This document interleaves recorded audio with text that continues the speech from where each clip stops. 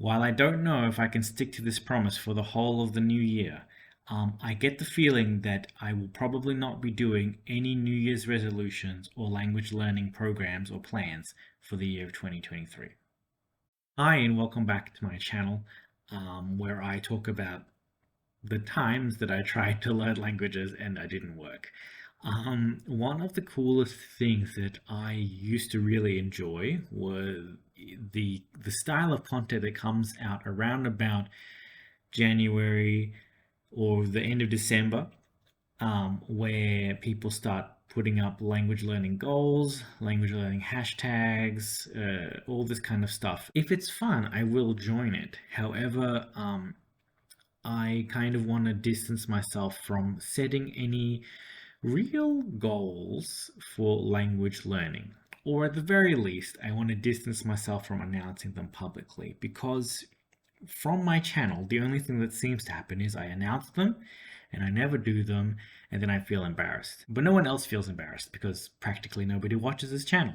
But if you do, I'm not saying that you're nobody. Thank you so much for hanging around. So, what I'd like to talk about is actually not what I will do in the new year, but what I have done in this year. And honestly, I had a lot of really, really high plans and dreams and goals for 2022. And it's discomforting to say that, I kind of didn't necessarily reach them. Something that I did start, and I can't say that I'm a master of it, but I think I finally figured out how this element can help me. And if you are somebody like me who kind of just starts learning a language or any project, any hobby, and then just gives up a few months later once the passion burns out, maybe this video is for you. Because what I have sort of learned over a while is anything like a hobby or anything that is a skill that needs to be trained over time, whether that's learning a language, a specific skill for work, being really, really good at sports, or writing a book, getting better at reading, learning to play an instrument. All these things are things that I think we like the idea of them, and we want to be at that level. We want to be the guy who can play concert level pieces. We want to be the guy who has the black belt. We want to be the guy or gal or person who does the videos of is the source of inspiration and knowledge, is the pinnacle of that field. But we kind of don't really want to do the work. Like the idea of it is cool, but the journey of it is not. And so in these pursuits of ours, we actually, one of the things that we learn is that, like, is this journey really cut out for me, or am I really cut out for this journey? And it's totally fine if you start something, if you start learning how to play the saxophone and then you go, you know what, I have done this for about a year and I don't see myself doing this forever. Totally fine. You don't need to become the expert in everything that you pursue, and you don't need to do it until you make money out of it. Which, saying that, on YouTube, on a language learning channel, is causing me to have some very existential feelings. But yeah, essentially, this channel, would have been great to have made money out of it. But that's a long time ago. I was like, you know what, that's cool. Let's just ramble and post my updates. So in keeping with this idea of developing skills that are long-term and dynamic and made of multiple parts, I wanted to kind of talk about that. There are two other things that I've been doing that are not related to language learning, and honestly, language learning has taken a bit of a back seat this year for me. I did it on and off for a few months, but yeah, it's okay. I decided to just kind of leave it be for a bit. Why? Because these other things that I've been doing, I feel have been helping me understand what it means to develop a habit and what it means to get progressively better at something over time. So those two things are reading and fitness. Now, actually, when I was a young lad and I wanted to learn languages, I was not that keen or enthusiastic about reading. which is something that obviously, if you're around the language community long enough, that idea and the topic of reading must come up. How does one get better at this part of their language?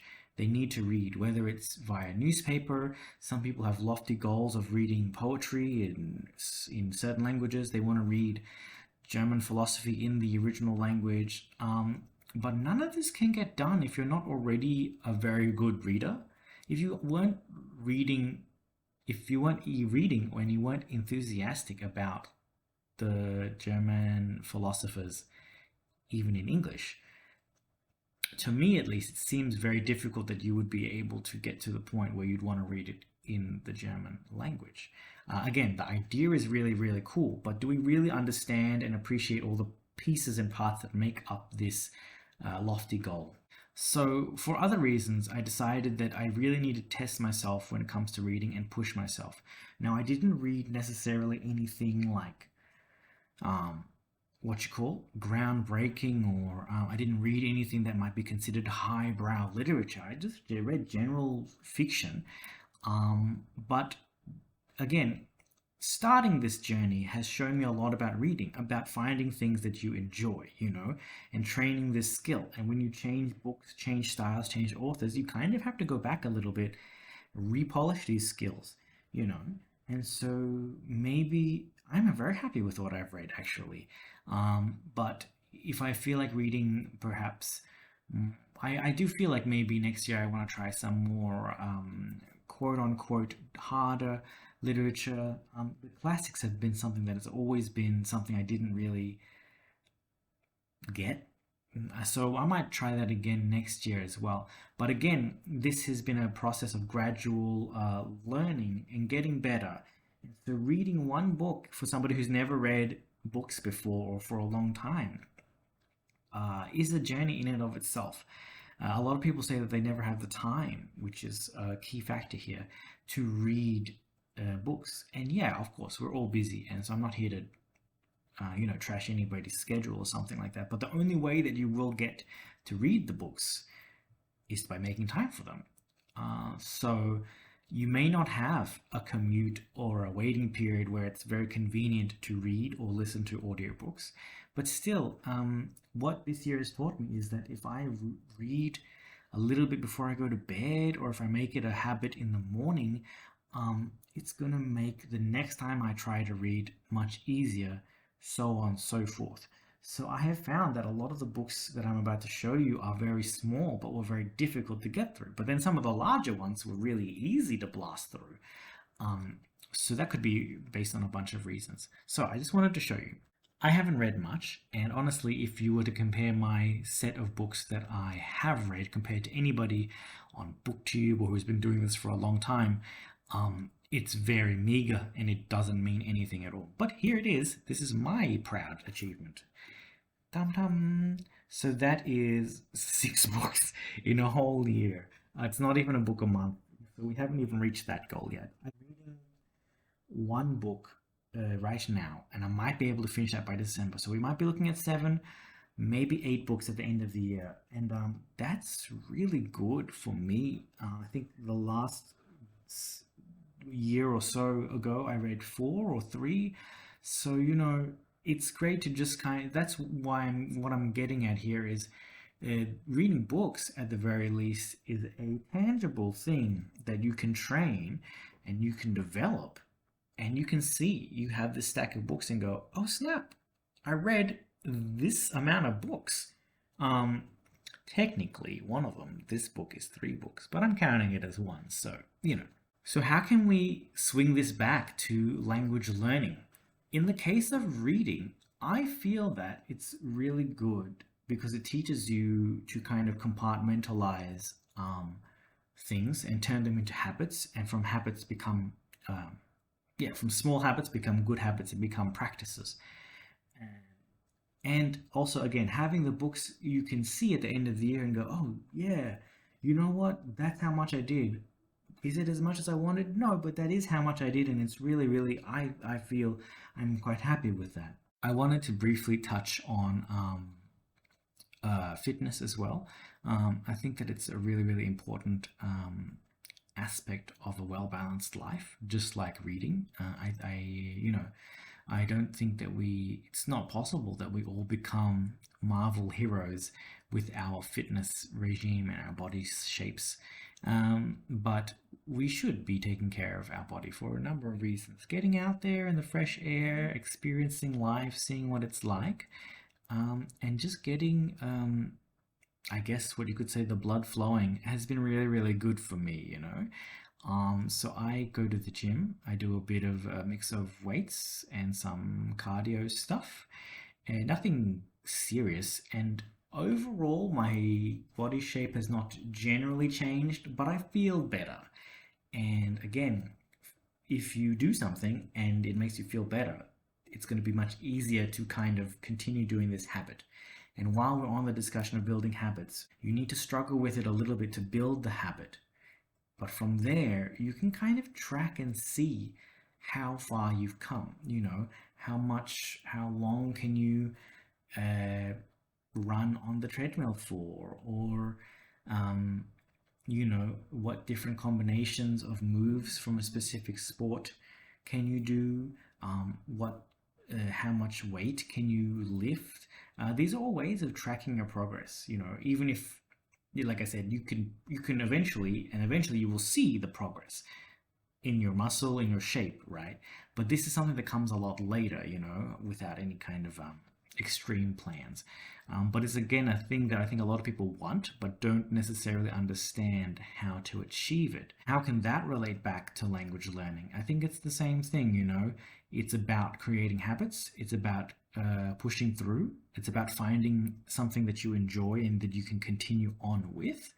And it's about sort of looking back over the year and going, oh yeah, I think I did better. I think I'm in a better place than I was last year. And at least for fitness, in this specific single realm of life, I think I am doing better than I was last year. And yeah, I didn't go every day, barely, but I have definitely gone, if you put all the times together, maybe a good few months, 4 or 6 months out of the year, I think maybe I went. So it's not great. I mean, it's not amazing, but it's also not nothing.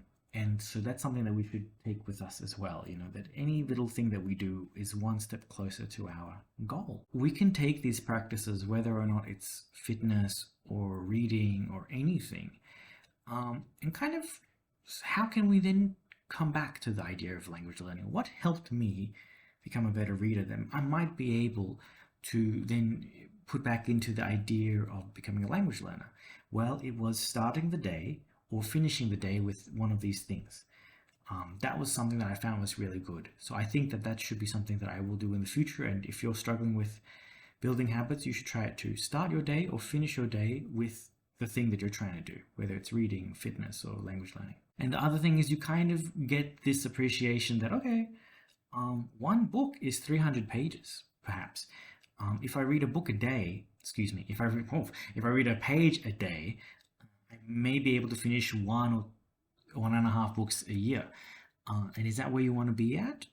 Maybe it's good to kind of see that, not to say that you cannot dream, but if that's the speed that you're reading at, and you want to read 100 books in the year, there's a disconnect between what you can physically do and what you dream of doing. And so this is the part where we have to kind of get these things to come together. And that's the same for any sort of habit, I think. Yeah. So I've been rambling a lot through this video, and I'm going to need to spend a lot of time editing and making cuts to this, so hopefully it can get out before the end of the year. And do let me know how you feel about yourself at the end of the year. Let's not worry about, how I want to be next year or what my goals are. What did you do this year, and are you happy with it? And can you take something from this year and then bring it forward into the next year?